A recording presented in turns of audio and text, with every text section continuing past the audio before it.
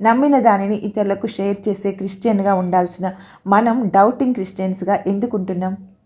ఒక వ్యక్తి తన పాపస్థితిని ఒప్పుకొని యేసుని రక్షకుడిగా అంగీకరించినప్పుడు అతని జీవితంలో జరిగేదేంటి? తాను పొందిన రక్షణ ఫలితాలేంటి? అనుకోకుండా రోమపత్రిక 5వ అధ్యాయంలోని అంశాలు కొలస్సీ పత్రిక 1వ అధ్యాయంలోని అంశాలను క్రోడీకరించి క్లుప్తంగా వివరించడం మొదలుపెట్టాను. ఆదాము వల్ల పాపం, చావు మనకొచ్చాయి. అయితే క్రీస్తు వల్ల నిర్దోషత్వం, జీవం మనకొచ్చాయి. ఈ రెండు ఆయన్ని మనం విశ్వసించడం ద్వారా మాత్రమే మనకు సంక్రమించాయి, కానీ మనల్ని బట్టి, మనం జీవించబోయే పవిత్రమైన జీవితాన్ని బట్టి మాత్రం కాదు. విశ్వాసం ద్వారా మాత్రమే నీతిమంతులంగా తీర్చబడ్డాం, దేవునితో సమాధానపరచబడ్డాం అనే విషయాన్ని మర్చిపోకూడదు. కేవలం ఆయన రక్తం వల్ల నిర్దోషులంగా లెక్కలోకి వచ్చాం, ప్రకటించబడ్డాం.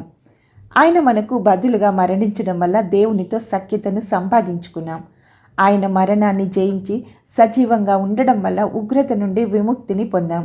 ఈ సువార్త సత్యాలను లోతుగా వివరించాను. రక్షణ ఫలితాలేంటి ఒక్కొక్కటి వివరించాను. క్షమించబడ్డాం, నీతిమంతులుగా తీర్చబడ్డాం, సమాధానపరచబడ్డాం, విమోచింపబడ్డాం, ఆయన రాజ్యంలోకి బదిలీ చేయబడ్డాం, నిత్య జీవాన్ని పొందాం, పరిశుద్ధాత్మని ఆదరణకర్తగా పొందాం, నూతన సంబంధాన్ని పొందాం, ప్రభువులో స్థానాన్ని పొందాం, లోకం నుండి ప్రత్యేకించబడ్డాం. వీటన్నిటిని ఇప్పటికే మనం సొంతం చేసుకొని అనుభవిస్తున్నాం. మనం ఎందుకు ఆయనకు కృతజ్ఞతాస్తుతులు చెల్లించాలో పౌలు జ్ఞాపకం చేస్తూ కొలస్సీ సంఘంలోని విశ్వాసులకు వివరిస్తాడు. 1.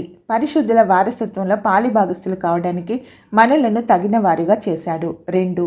చీకటి పరిపాలన నుండి విడిపించాడు. 3. తన కుమారుని రాజ్యంలోకి తెచ్చాడు. 4. కుమారుని రక్తం ద్వారా విముక్తి కలిగించాడు. 5. పాపక్షమాపణ కలుగజేశాడు. వీటన్నిటిని వివరిస్తున్నప్పుడు అదో క్రొత్త ఆనందం, మనసు నిండా ఉద్వేగం. హాల్లోని వారంతా తదేకంగా చూస్తూ వింటున్నారు. పరిశుద్ధాత్మని ఉనికిని గమనించాను. మాట్లాడుతూనే ఆయన్ని